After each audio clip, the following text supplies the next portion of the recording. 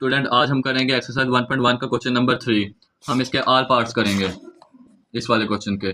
और ये वाली वैल्यू हमने हर क्वेश्चन में लिखनी है। Since two complex number are equal, their real and imaginary part must be equal. चलिए शुरू करते हैं। रियल वैल्यू हमने अलग लिखनी है और इमेजिनरी वैल्यू हमने अलग लिखनी है। इमेजिनरी वैल्यू वो होती हैं जो योटा के साथ हों। 2x + 5 ये हमारी रियल वैल्यू है और 1 हमारा रियल वैल्यू है। ये प्लस इधर इधर प्लस हो रहा है, इधर जाकर माइनस हो जाएगा,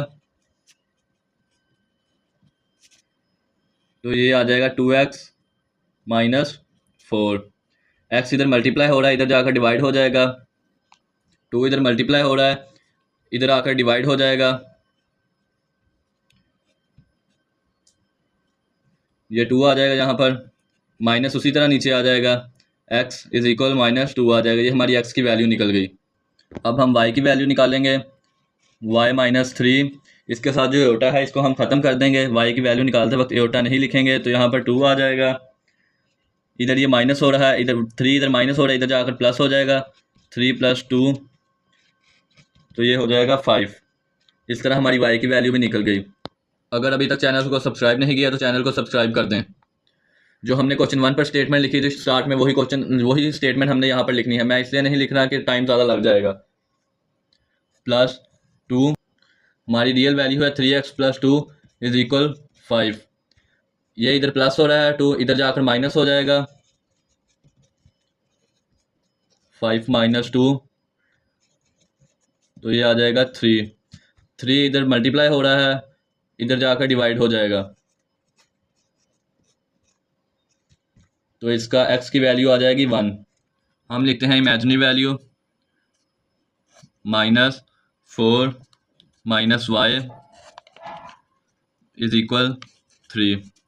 अब ये -4 के साथ मल्टीप्लाई हो जाएगा तो -4 आ जाएगा, और माइनस माइनस मल्टीप्लाई होंगे तो प्लस आ जाएगा। y = 3। y इस साइड पर आ जाएगा, ये इधर माइनस हो रहा है, इधर जाकर प्लस हो जाएगा। y = 4 + 3 y = 7। ये हमारी y की वैल्यू निकल गई। पिछले क्वेश्चन में रियल और इमेजिनरी वैल्यू उन्होंने निकाल कर दी हुई थी, लेकिन इस दफ़ा हम लोगों ने खुद सिंप्लीफाई करके रियल और इमेजिनरी वैल्यू निकालनी है। 2 + एयोटा, ये सारी वैल्यू हम एक दफ़ा उसी तरह लिख लेंगे। y - 2 aorta 3 + 4 aorta. इस वैल्यू को हम सिंप्लीफाई करेंगे। ये यहाँ पर जो x आएगा, ये x दोनों वैल्यू के साथ मल्टीप्लाई होगा 2x, और जब एयोटा के साथ मल्टीप्लाई होगा तो x एयोटा आ जाएगा। अब y 1 के साथ मल्टीप्लाई हो जाएगा तो 1 y आ जाएगा। y जब 2 एयोटा के साथ मल्टीप्लाई होगा तो 2 y एयोटा आ जाएगा। = 3 + 4 एयोटा, ये वैल्यू उसी तरह आ जाएगी।